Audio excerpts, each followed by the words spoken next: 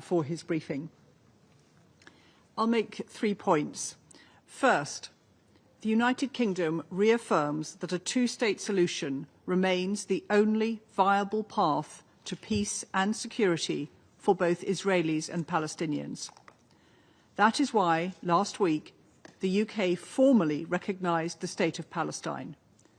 As my Foreign Secretary said, this decision reflects a grave urgency.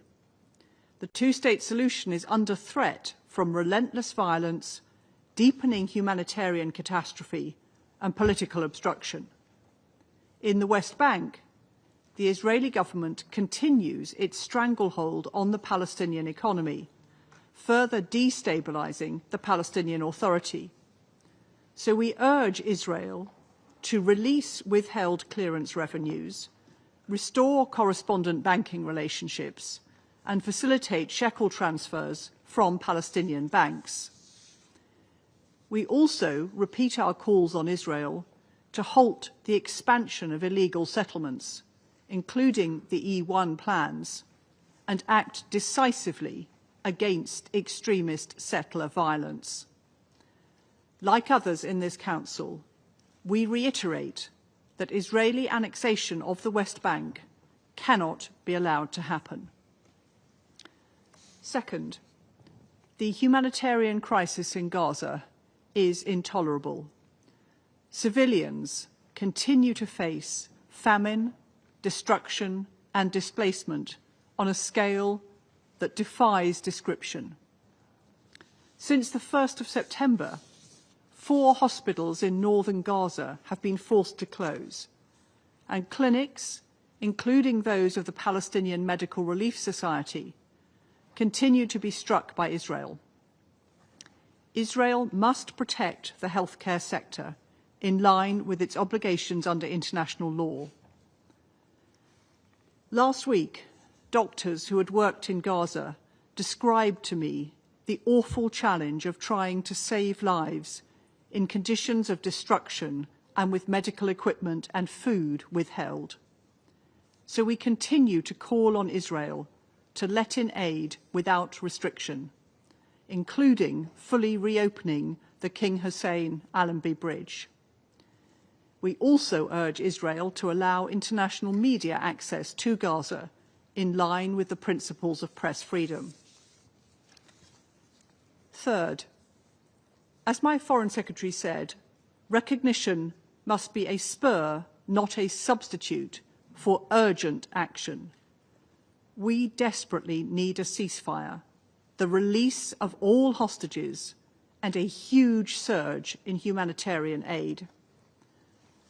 The hostages and Palestinians in Gaza have known only death and misery for the past 2 years. We commend the tireless efforts of the US, Qatar and Egypt to try to end this cycle of violence. The UK is ready to build on the positive momentum from last week's two-state solution conference and to play our part in securing a deal to provide a better future for Israel, Palestine and the region. I thank you. I thank the representative of United Kingdom for the statement. And now I give the floor to representative of Somalia. Thank you, Mr. President. Allow me to begin by extending our gratitude to Mr. Alakbarov, Deputy Special Representative Coordinator, Resident Coordinator at the Office of the UN Special Coordinator for Middle East Peace Process, for his comprehensive and deeply troubling briefings on the implementation of the Security Council Resolution 2334. Nearly 10 years after its passage, the Council's requirements remain unmet and in several critical respects are being actively disregarded.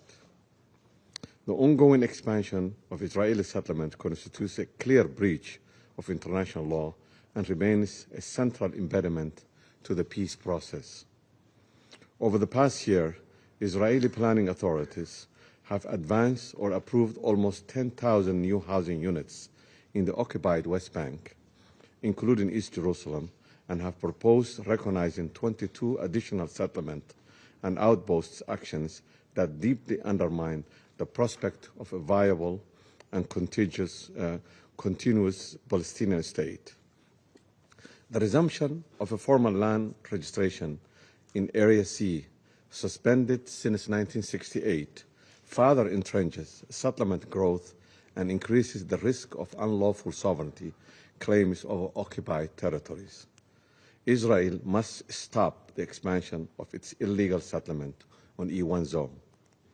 Furthermore, the demolition of over 450 Palestinian-owned structures and the displacement of nearly 600 people sharply highlight the trends that urgently need to be reversed.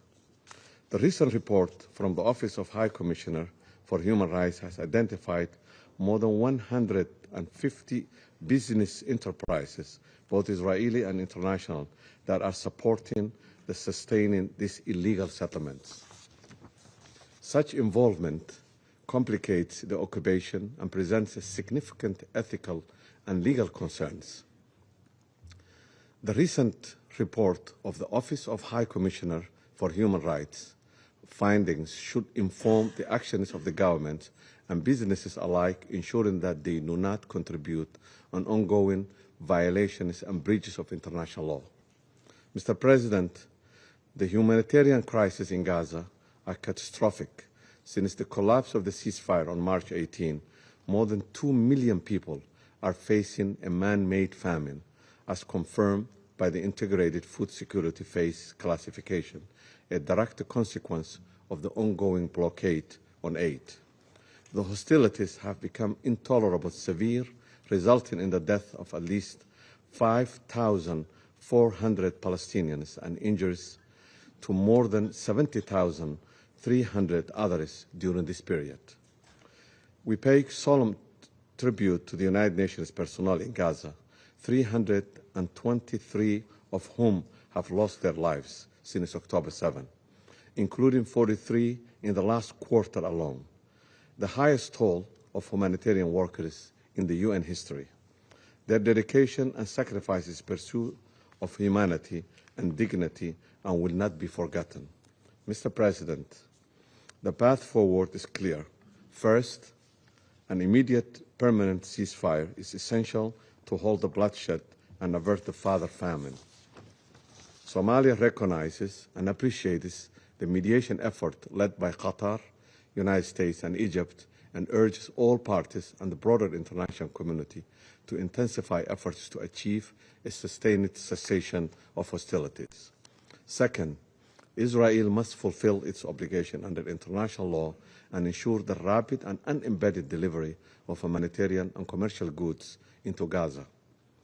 Starvation of civilians as a method of warfare is strictly prohibited and represents a grave violation of international law. We also call for an immediate and unconditional release of all hostages and those arbitrarily detained.